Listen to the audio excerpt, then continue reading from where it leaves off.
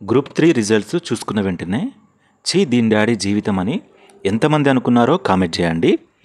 నాకు గ్రూప్ 3లో ఎన్ని మార్క్స్ వచ్చాయో చూసేదానికంటే ముందు చిన్న అనౌన్స్మెంట్ అండి. మన నిప్పు లాంటి నిరుద్యోగి యాప్లో తెలంగాణ ఉద్యమ చరిత్ర మీద ఒక కోర్స్ తీసుకురావడం జరిగింది. ఈ కోర్సులో confusion points videos, chronological explanation videos and అలాగే తెలంగాణ నూతన పథకాలకు సంబంధించిన వీడియోస్ అండ్ ఈ మూడింటికి సంబంధించిన ఫ్రీ పీడిఎఫ్, ఫ్రీ మెటీరియల్ కూడా ఉంటుందండి. మొన్న హోలీ సందర్భంగా 1 year ఆఫర్ ఇవ్వడం జరిగింది. ఇది ఉగాది వరకు ఉంటుంది. ఎవరికైనా ఇంట్రెస్ట్ ఉంటే యూజ్ చేసుకోండి. ఒకసారి అయితే మన యాప్ డౌన్లోడ్ చేసుకోండి. ఫ్రీ కంటెంట్ కూడా ఉంటుంది. మీరు చూసాక మీకు నచ్చితేనే తీసుకోండి. ఓకేనా? గ్రూప్ 2 అండ్ ఎస్ఏకి ప్రిపేర్ అయ్యేవారైతే ఖచ్చితంగా తీసుకోండి. మీరు త్వరగా రివిజన్ చేయడానికి క్విక్ రివిజన్ పర్పస్లో ఈ కోర్స్ అయితే తీసుకురావడం జరిగింది. వన్స్ చెక్ చేయండి, నచ్చితే మాత్రం ఖచ్చితంగా తీసుకోండి. లేదు కేవలం పీడిఎఫ్ సరిపోతుంది అనుకుంటే 49 రూపీస్కే 6 months వ్యాలిడిటీతోని తీసుకురావడం జరిగింది. ఒకసారి మన యాప్ అయితే డౌన్లోడ్ చేసుకొని చెక్ చేయండి. నాకు గ్రూప్ 3లో 246 మార్కులు వచ్చినాయండి.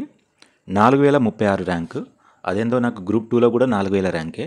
అందులో 4153, ఇందులో 4036 ర్యాంక్ వచ్చింది.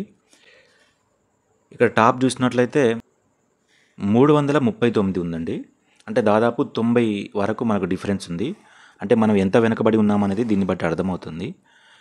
అండ్ అలాగే 300 కంటే ఎక్కువగా ఎంతమంది ఉన్నారు? 110 మంది 300 కంటే ఎక్కువ సాధించారు. 2016లో గ్రూప్ 2 ఎగ్జామ్ అసలు రాయనికే నేను భయపడ్డా. ఎందుకంటే అప్పుడు నేను ఏం చదవలేదు. సో ఎగ్జామ్ అప్లై చేసి మరీ రాయలేదు. కానీ ఇప్పుడు గ్రూప్ 2లో ఎంతో కొంత మార్కులు వచ్చినాయి, గ్రూప్ 3లో కూడా. సో నేను భయపడట్లేదు. ఇప్పుడైతే నేను మళ్ళీ ట్రై చేస్తా, ఖచ్చితంగా ట్రై చేస్తా. ఇప్పుడు నేను వేరే జాబ్ కూడా చూసుకోలేదు, యాప్ లాంచ్ చేశాను. అటు క్లాసెస్ చెప్పినట్టుగా ఉంటుంది, మళ్ళీ నేను నేర్చుకున్నట్టుగా ఉంటుందనే ఉద్దేశంతోనే యాప్ తీసుకురావడం జరిగింది. నేను సక్సెస్ అవుతానో అవనో తెలియదు, కానీ నేను ఖచ్చితంగా ట్రై చేస్తానండి. ఈసారి గట్టిగానే ట్రై చేస్తా. ఇంతకుముందు ఎంత ట్రై చేశానో దానికంటే 2 రెట్లు నేను మళ్ళీ ప్రయత్నిస్తా. మళ్ళీ గట్టిగా కూర్చుంటా ఈసారి అయితే.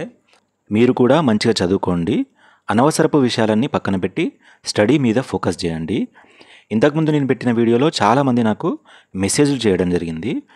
ఆ మెసేజ్లను బట్టి వారి మాటల్లోనే అర్థమవుతుంది వాళ్ళు జాబ్ విషయంలో ఎంత సఫర్ అవుతున్నారని. సో బాధపడకండి, ఇప్పుడు రాలేదు, కనీసం నెక్స్ట్ టైం అయినా వస్తుందేమో. ఒక్కసారి ట్రై చేయండి. ఈ ఇయర్ కానీ నెక్స్ట్ ఇయర్ కానీ ఖచ్చితంగా నోటిఫికేషన్ అయితే ఉంటుంది. సో ఒక్కసారి ప్రయత్నం అయితే చేయండి.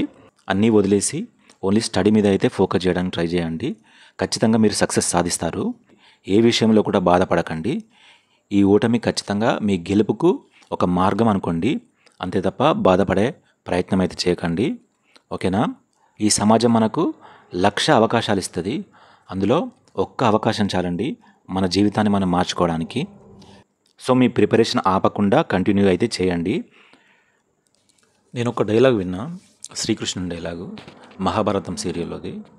ఒక పర్వతాన్ని ఎక్కాలంటే మనకు అనుగుణంగా పర్వతం మారదు, దానికి అనుగుణంగానే మనల్ని మనం మలుచుకోవాల్సి ఉంటుంది.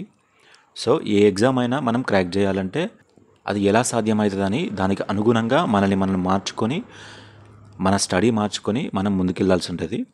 సో స్టడీ మీద ఫోకస్ చేయండి, అన్ని విషయాలు పక్కన పెట్టి. ఓకేనా? అందరం కలిసి చదువుకుందాం, కలిసి సక్సెస్ అయితే సాధిద్దాం.